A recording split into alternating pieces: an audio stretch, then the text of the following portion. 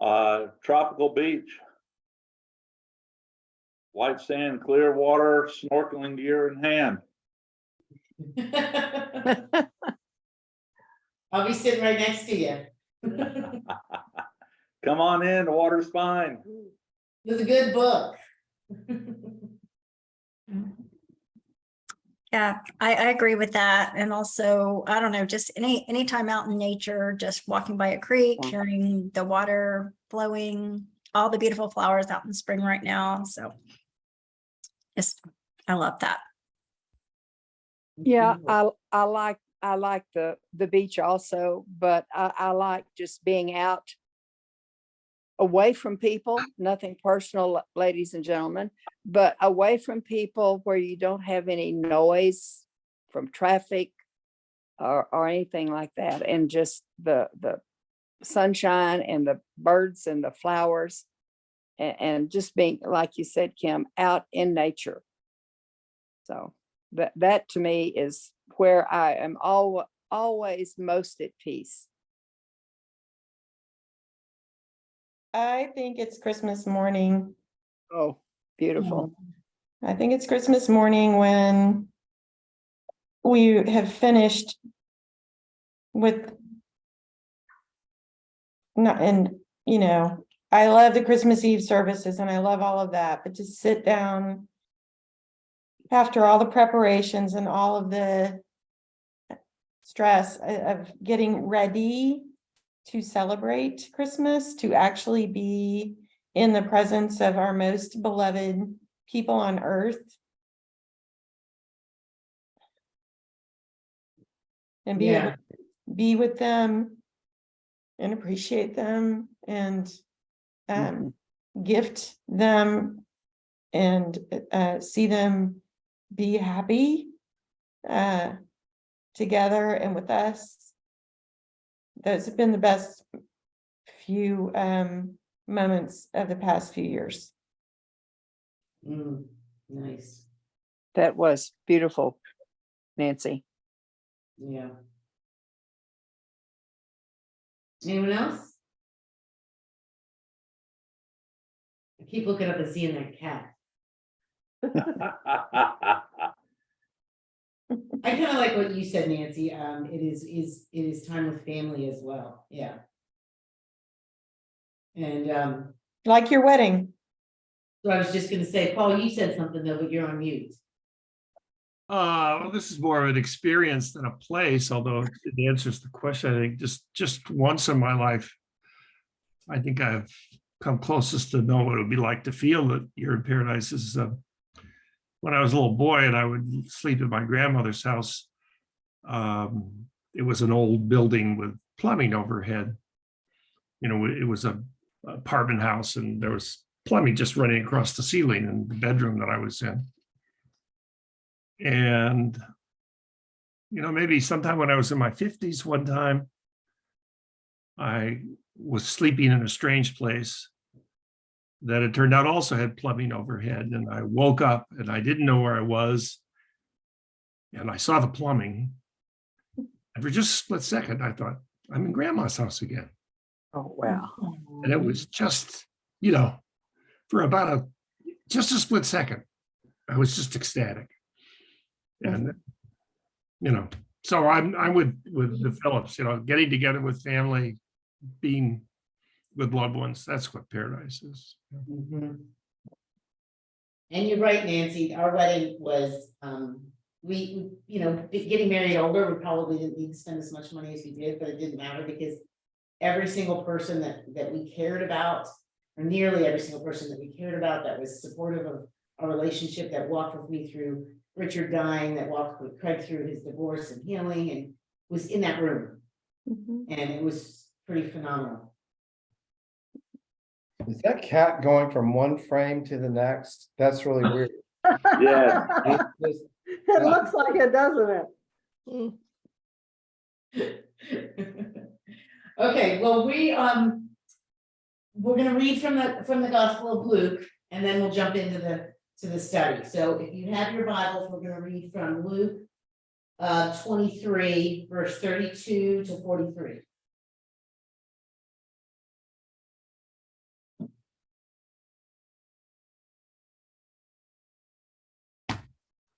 And this is very fitting as we come into Holy Week. Because it's Jesus's passion. Mm.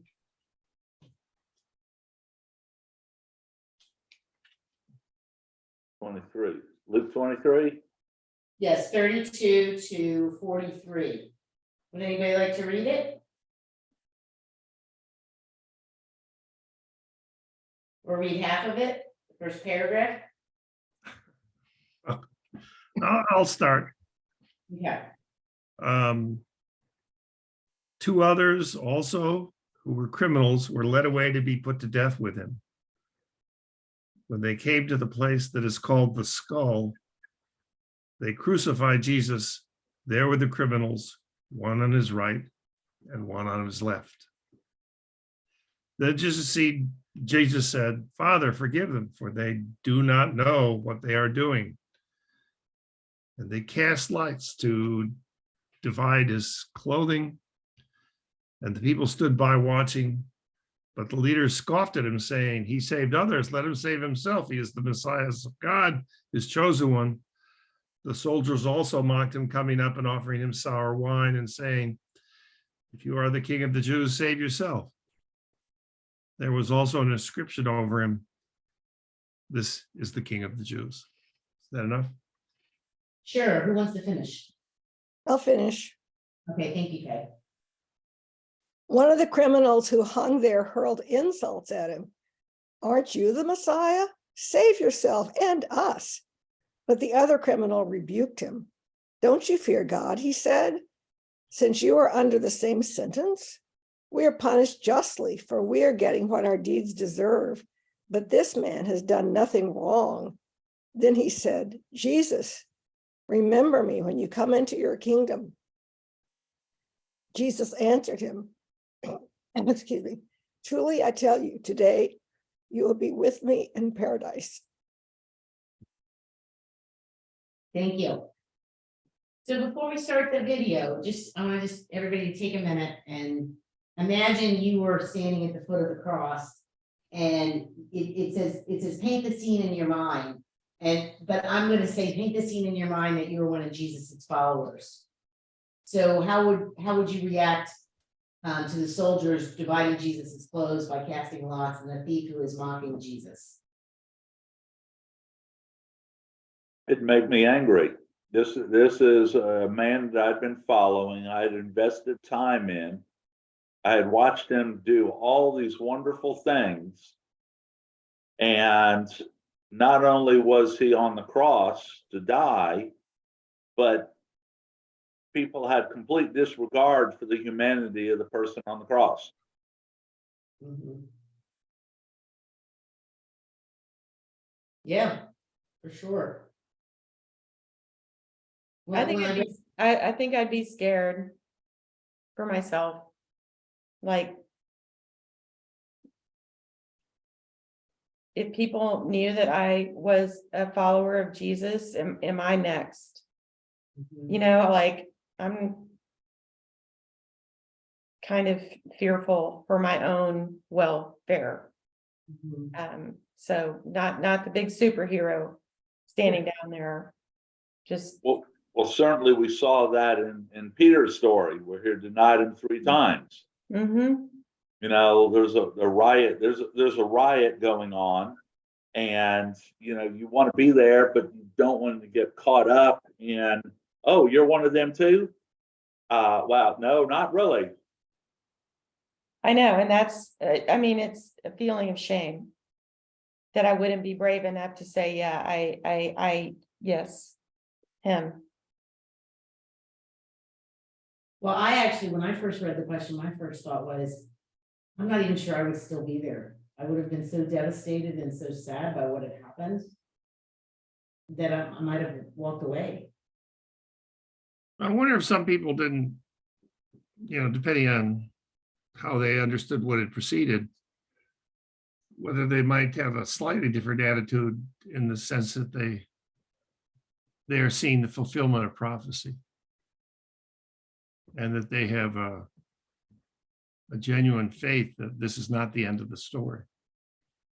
I don't know that that's the case, but there is, so much of this is in various ways fulfillment of prophecy or presented that way in terms of Old Testament precedent.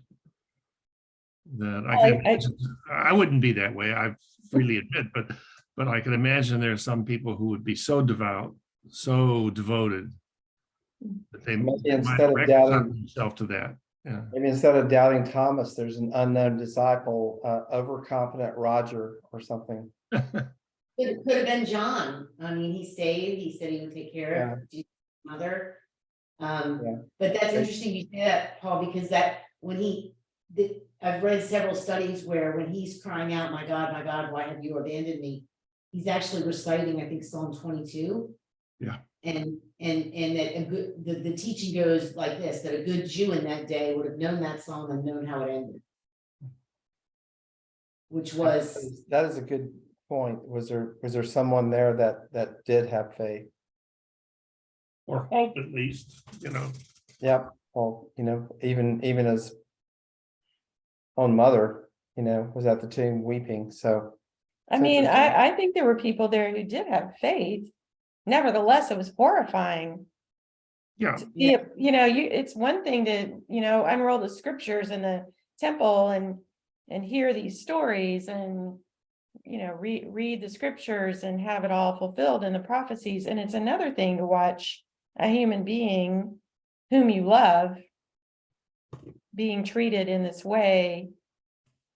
So I think it would be really difficult to yes, stand there and say, well, this is the fulfillment of the prophecy, everyone. So get over your, queasiness about the fact that there's blood and guts pouring out everywhere. I don't know. I mean, yeah. Okay, well, that was good to ponder, and I think this will help us ponder a little bit more. The video, it's interesting to me. He goes a couple different places, so I'm gonna let us watch the whole thing tonight. Unless the spirit moves me to change that, but I'm interested to hear everybody's reactions to it. So let me share my screen. I think this is the best way to do it.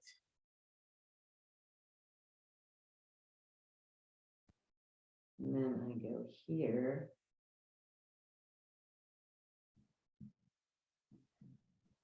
One back. I don't know why it's going over here. I'm trying to get this window. Okay. Sorry about that, you guys. Let me just launch it again. Now you get to see all this. Sorry about, it's over here because I had two terminals up. So I'm gonna stop sharing and troubleshoot and let you guys talk for a minute. I apologize. I had it up beforehand. Well, don't apologize, but I'll just add one of the things that I think, from part of the passage that I read where the one person on a cross next to him says, to the other one, you should be ashamed. I mean, that's so that I don't know how I would have felt, but the fact that somebody who is there suffering with him, that adds a dimension to what was going on. That's kind of it's beyond the imagination to think that somebody could be up there and then be sympathetic and saying, this person, even though he's being killed right now, is deserving of our recognition and praise. Well, that's kind of funny, Kay, because I think this is not the first time when you have been touched by the Holy Spirit to say something, because that's exactly what this video is going to focus on. So let's do it. I've got it fixed now.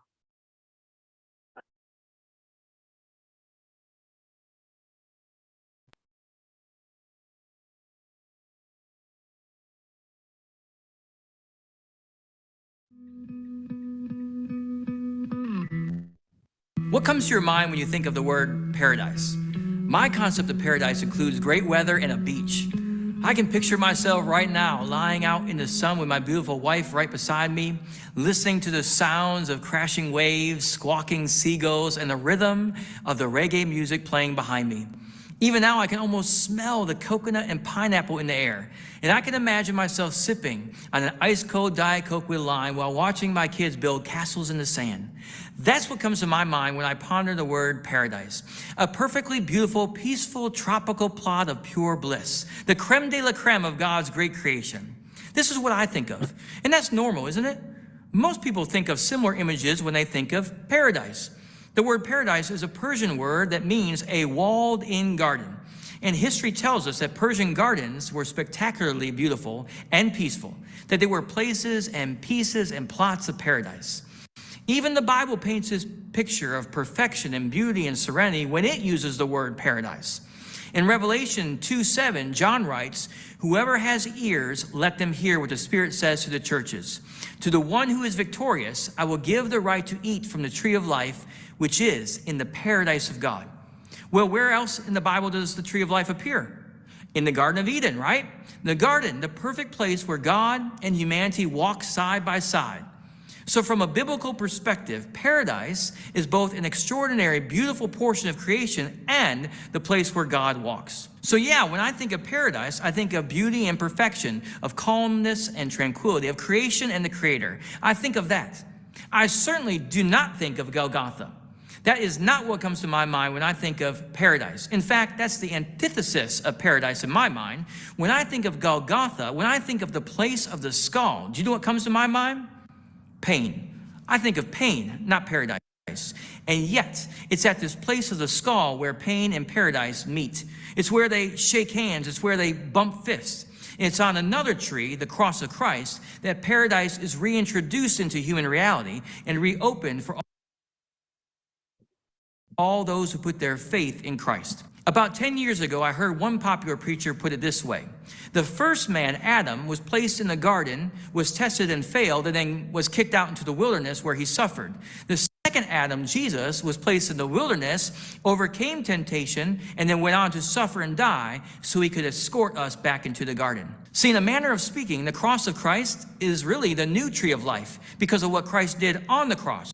The cross of Christ is the new tree of life because of what Christ did on the cross. The cross has become the doorway to paradise. And how can this be? How has paradise once again become accessible to humanity? Well, the answer is in our text today. The revolution of love is in full swing now on the cross because God in flesh is battling hatred, sin, guilt, shame, and death. And paradise is accessible today through Jesus' suffering. Paradise is being opened up to humanity at this moment through his pain. And there's no doubt about it. In our passage today, Jesus is in serious pain. Now, I know it might be a little painful for us to reflect upon all that Jesus is enduring on the cross. Let's ponder his pain. Jesus is nailed to a cross. There are holes in his hands and his feet. There is a crown of thorns on his head, penetrating his skull. There are pieces, strips of skin and shreds of muscle missing from or dangling off his back because of the lashes he just received from the Roman soldiers right before his crucifixion. And his muscles are contracting and cramping up on the cross from the lethal combination of being beaten to a pulp and being severely dehydrated. Jesus is in excruciating pain on the cross. And on top of all this physical pain he's dealing with while on the cross, he's having to deal with this blabbering idiot hanging on the cross right next to him. The first century Roman philosopher Cyrus once wrote, "The pain of the mind is worse than the pain of the body." Well, the way this criminal is talking to Jesus, I think Cyrus might be right. I can't even begin to imagine the mental anguish Jesus is experiencing on the cross because he's having to listen to this fool. And make no mistake, he is one. Plato's words apply here as well. Wise men speak because they have something to say. Fools speak because they have to say something. Well, this fool has to say something. He hears the Roman soldiers mocking Jesus, so he feels compelled to join in. So he sarcastically blurts out, "Aren't you the Christ? Save yourself and us." Now, I don't know about you, but I look at this criminal and think, where's the remorse? Where's the feeling of guilt? Where's the spirit of brokenness? Where's the attitude of humility? I mean, this guy is actually guilty. He's actually being punished for a crime he committed. He really is a criminal. Unlike Jesus, he really does deserve to die for what he did. But this criminal doesn't acknowledge his wrongdoing.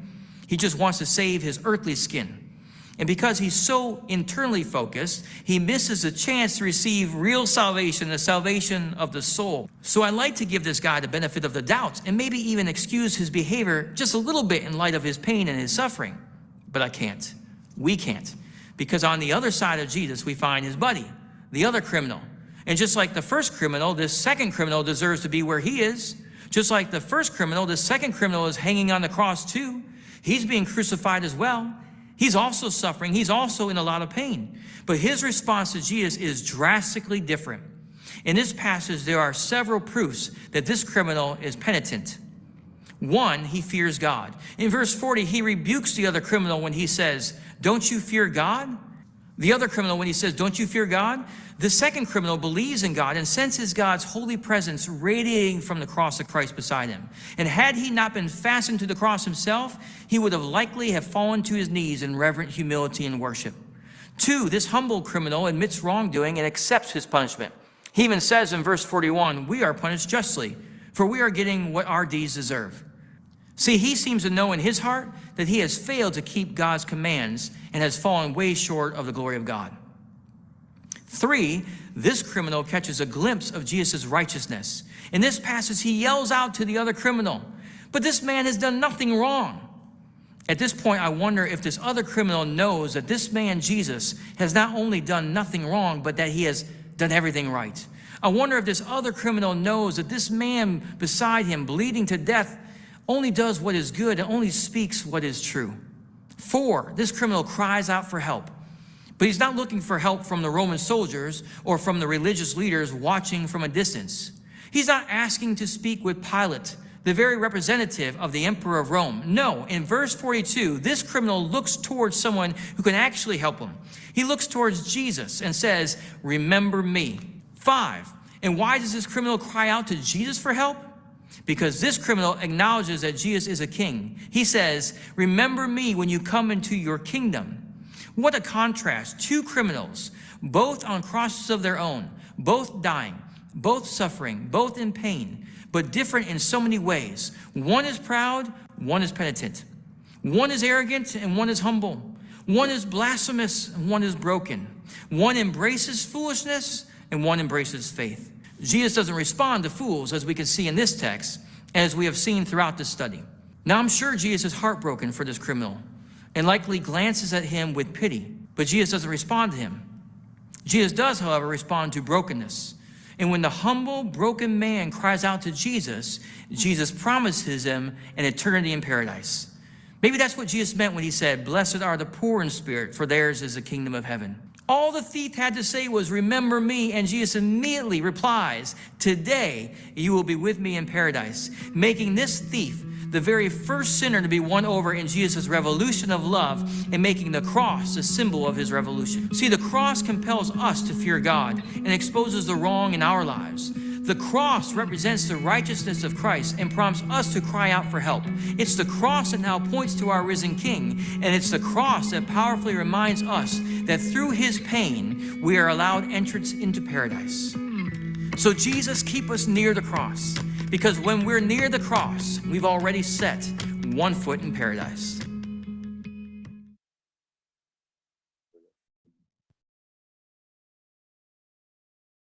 Pretty interesting focus on a, that character in the crucifixion. I've never really heard a reflection on him.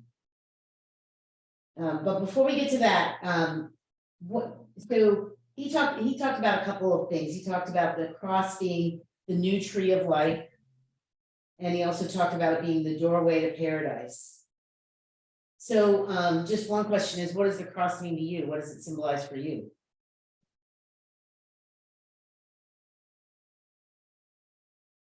Jesus is sacrifice for me.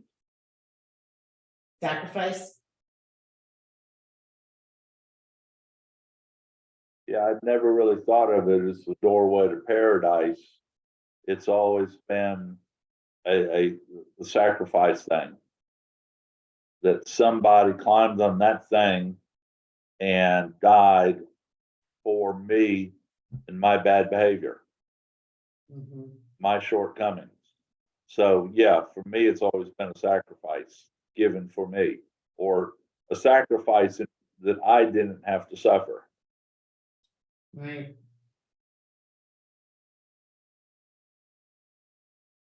I was raised in the Baptist church. And to this day, my favorite hymn that I grew up with was the Old Rugged Cross. And if you're not familiar with it, just go on YouTube and listen to it. And like I said, that is my all-time favorite hymn. I also like Walk in the Garden. I really do miss some of the Baptist hymns I was raised with. Okay, I was gonna add something. So, being having the Catholic background, there's the crucifix, which has Jesus' body on it.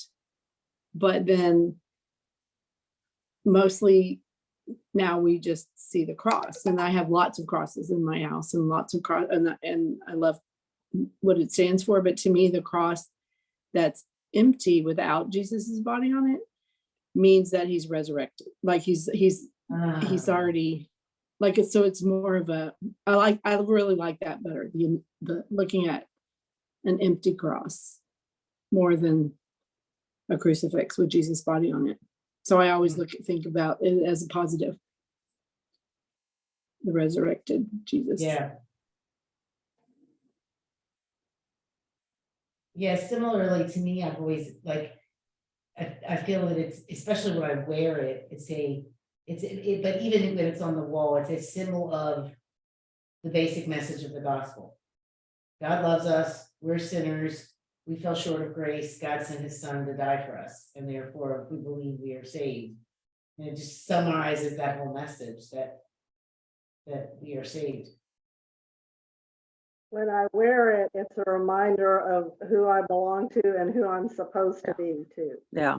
That's true. My friend used to tell her kids when they left, remember whose you are. Yeah.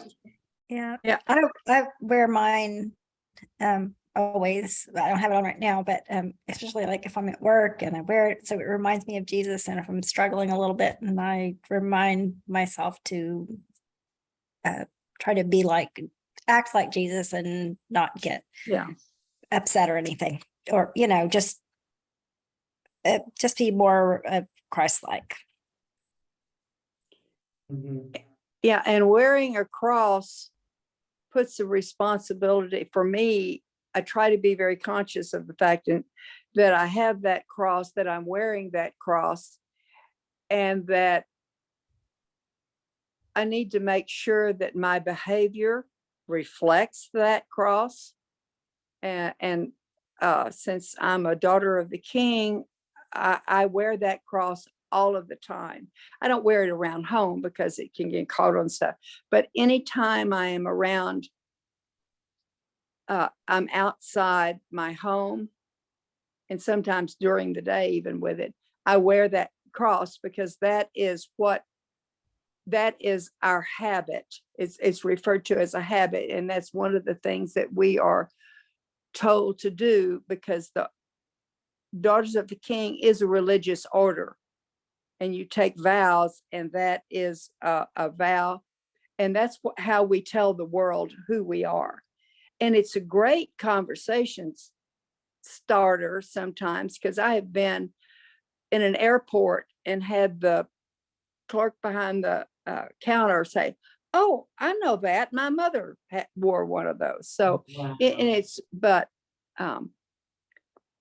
And I, like Kim, like you, I have a lot of crosses in my home, but I have one that has the crucified Christ on it, and I did that deliberately to have at least one, and it is a small one, but I have one just as a reminder to myself. So Well, along that note, what you were just saying, so and this does bring me back. haven't thought about this in a long time, but I went to St. Vincent's Academy. It's a Catholic high school. I went to Catholic school 12 years, but I went to an all-girl Catholic school in Shreveport, and our order was the Daughters of the Cross. I mean, Daughters of the King. Like, no, Daughters of the Cross was the religious order of the nuns there. But our senior rings, our ring and I'm pretty sure it's somewhere in the school, but it's a cross, but then it has the crown of thorns in the middle. Yeah. And when we got our ring, there's a ceremony, you know, just like anybody, all the other schools, but when we got our ring, the cross pointed toward us, like, so like on our ring finger, the foot of the cross faced our, you know, toward up our arm, our body. But when we graduated, it was like a ritual. Everybody turned their ring around Oh, wow. to face it out.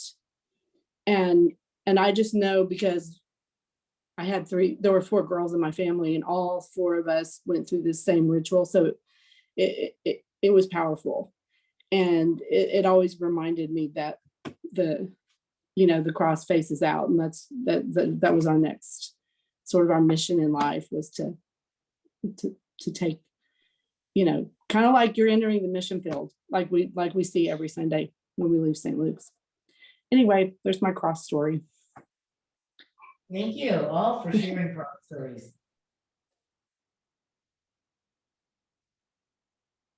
So I want to transition a little bit to a couple of discussion points about the second criminal again. One of the things he says, that our facilitator said, is that criminal probably would have fallen to his knees if he wasn't on the cross. Did anything else stand out to you guys about what they said? He said so many things about that second criminal. That was one that really stuck out to me.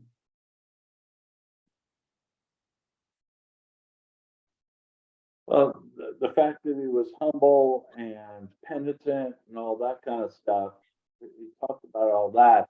I guess the thing that struck me, or has always struck me, that second criminal was obviously up on current affairs, because he had to have known more than just, oh, look, there's the guy and they're calling him.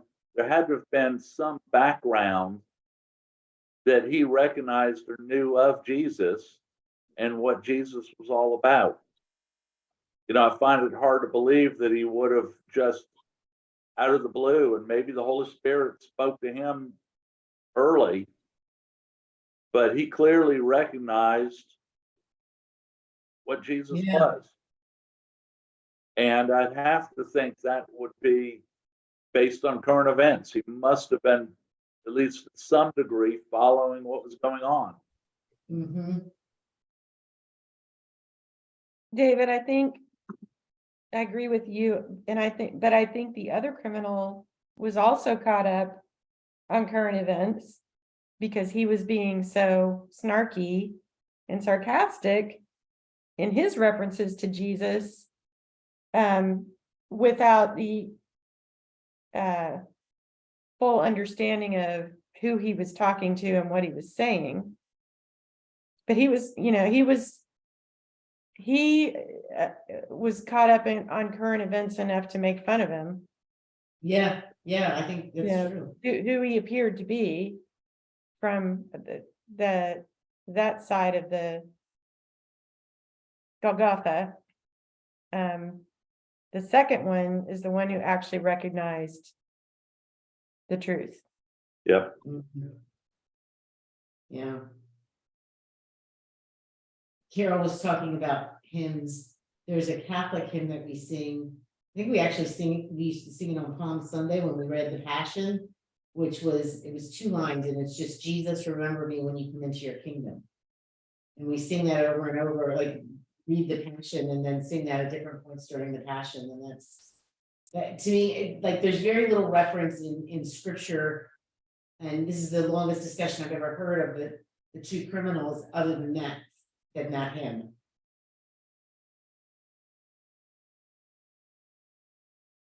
So here's a very meaty question that I'm hopeful a couple of you, namely, no, I'm hopeful a couple of you will dive into with me, but. So he says, today you will be with me in paradise. This was his response to the thief. So here's what it says. To you, what are the implications of that promise as it relates to your understanding of the process that leads to salvation? And then how would you explain Jesus's response in the context of time? So it's a very deep theological question that Paul may have some perspective on. I don't think I understand the question.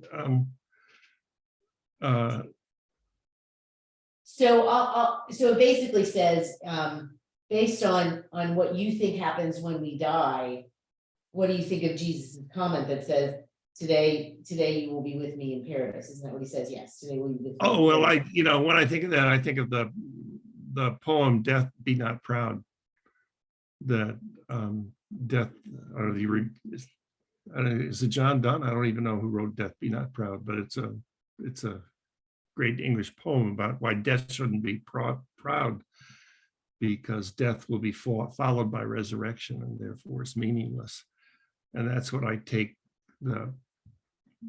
Jesus' words to be saying, is that this is an ephemeral moment, and on the other side of the moment is salvation. That is instantaneous for the,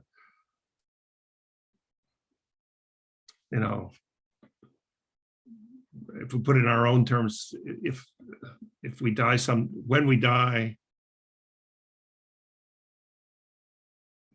until the second coming, however long that may be, it's but an instant to us, because and that's what I take it to mean, is that Christ is promising a life after death. That day.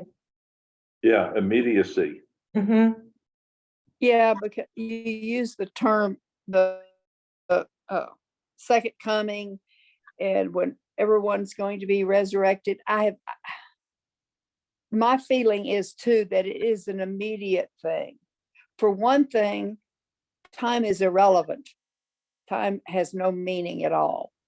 So, and I don't really, I've never been into a whole lot of everybody afterward being resurrected after you've been dead for thousands of years, or however long it is. I've always felt that your destiny is immediate when you die.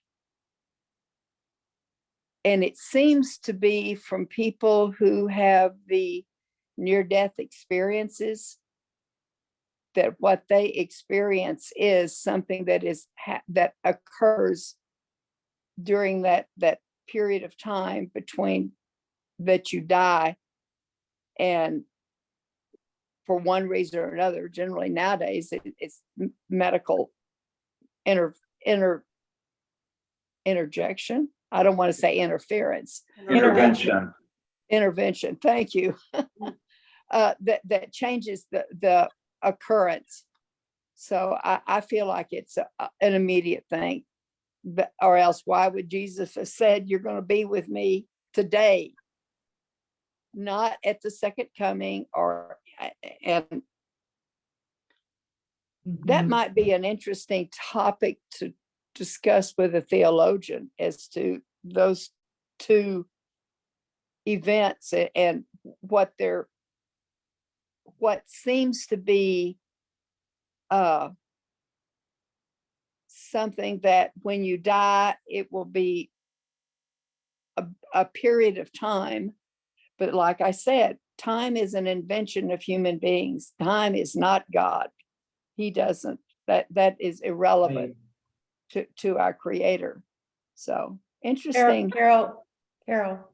Yes. Everyone on this call is a theologian on a spectrum. Oh. Including you.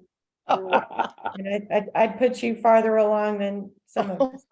Well, thank you for that. But You're right, though. We all are, because we all have our own personal relationship with our Creator. So, and what is theology other than that? So, Well, to be a little controversial, so growing up Catholic, and Kim can attest to this, the Catholic doctrine believes in the concept of purgatory. Oh. Which is you're right, Carol, there is no time, but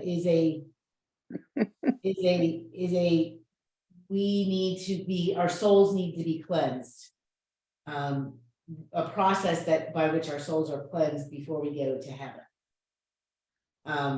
And so part of me was wondering if he was hinting at that, because I think this might be, I don't know if this is purely an Episcopalian study.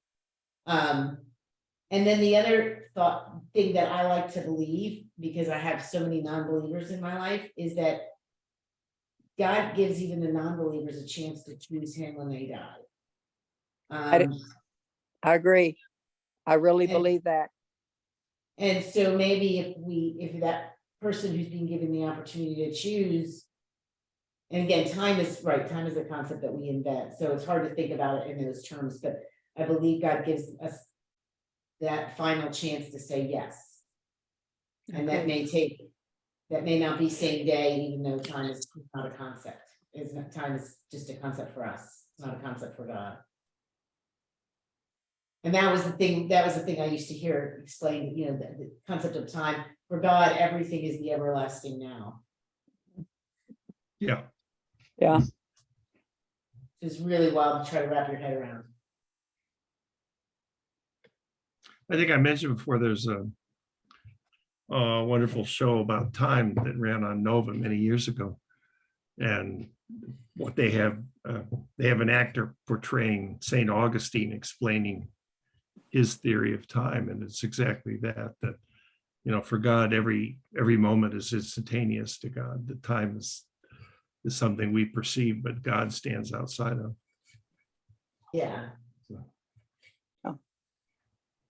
So saying this day really means nothing to Jesus as is in heaven with Jesus. I took the liberty of looking up "Death Be Not Proud." It's a sonnet by John Donne. Okay. I won't read it all for you, but let me read the first few lines and the last two lines. Thank you. Death be not proud, though some have called thee mighty and dreadful thou art, for thou art not so. Why swellst thou then? One short sleep past, we wake eternally, and death shall be no more. Death, thou shalt die. Mm. That's beautiful. Well, he was a serious theologian. Very beautiful though. Yeah. I guess I'm gonna have to pull that up and read it after we're through here. Well, that is one thing, that I think is just so amazing about the internet, is that you can find things now. I mean, that when Paul said, I think John Donne, I double checked too, and yes, John Donne, and there's just been a book that's been written about him that's supposed to be just wonderful, that I have not read, but he was quite an individual who just, was really amazing in many ways. And just hearing that poem makes me want to read the book. Yeah. Thank you, Paul, for looking that up. Yeah, he was Dean of St. Paul's Cathedral in London, so he's a high-ranking Anglican priest for sure. There you go. So he knew stuff. Yeah. So obviously this is the last week of our study, and great timing because we're coming into Holy Week. And I want to spend a few minutes talking about our next study too, but I wanted to suggest that, as we come into Holy Week, one of the reasons we ended this week was that we try to make Holy Week just the space to experience Holy Week. And so there is a service on Wednesday at noon. I believe it's a Eucharist service, correct, Nancy? Yeah, so we have, of course, the beautiful service that is Palm Sunday. And then a midweek Eucharist on Wednesday at noon. And then the Monday, Thursday service that celebrates the Last Supper in a very powerful way, with a stripping of the altar at the end that moves us into the darkness of Good Friday, which will be, as always, a very solemn, impactful service. Which With is at the- noon, right? With the reading at noon, also with the reading of a different version of the Passion than what we will hear on Sunday. And then Go ahead. Sunday morning, Easter, we'll have a sunrise service that starts at 6:30 with the Easter fire, and then 8 o'clock and 10:15, and all of the celebration and jubilation of the resurrection. So I was just gonna suggest that everybody prayerfully consider what you can bring into your schedule and to make the week, you know, really, really focused on this very core, what makes us Christians, you know? And with that noted, we're taking next week off. And then we'll have a couple more weeks in April and May. And so my question is, I think would definitely plan to take the summer off because people travel so much. But is there an appetite for a, you know, if we can find one less than 6 weeks, 6 week or less study to start in mid-April? And I was going to suggest that it focus, maybe if we can find one that focuses on the Acts of the Apostles, so the early life of the church. But I'm open to other suggestions as well. And if there's no appetite for that, it will not hurt mine or Nancy's feelings at all. I'd show up to hang out with you guys.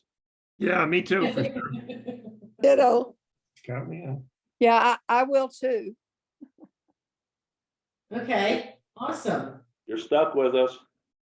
Okay, no, I love it. I love it. I wanted to make time to look up some studies today, but I know there's several out there. And I'll just focus on one that kind of ends by the end of May. So 6 weeks or less. And just so that we can get through it before, you know, kids will be out of school a little bit, but we'll get through it before summer gets into full swing. Yeah. Very good. That sounds great, Maria. So you all, does everybody like that idea of the Acts of the Apostles? No, Yes. that'd be fun. Do you want to have a week where we could do this one of two ways? Well, actually, Reverend Ann will want to weigh in, right, Nancy? Well, I mean, I think we obviously need to present her with a couple of ideas, but I mean, I think I can't see how she wouldn't be supportive of this Right. No, I- genre for the weeks following Easter. So we'll pick out, so I think that one of the important learnings we had is that we'll pick out a couple of different studies that focus in on the Acts of the Apostles, and I've seen a couple, some I didn't like as much, but we'll pick out some. We'll need to get Reverend Ann's blessing and selection of the final one, so as long as you trust us and Reverend Ann, then we'll go ahead and choose one for 2 weeks from tonight. Well, I'll answer that. Do we trust you? As soon as you kill the recording, I don't want a permanent record. Oh, David, So good. you are a wise man.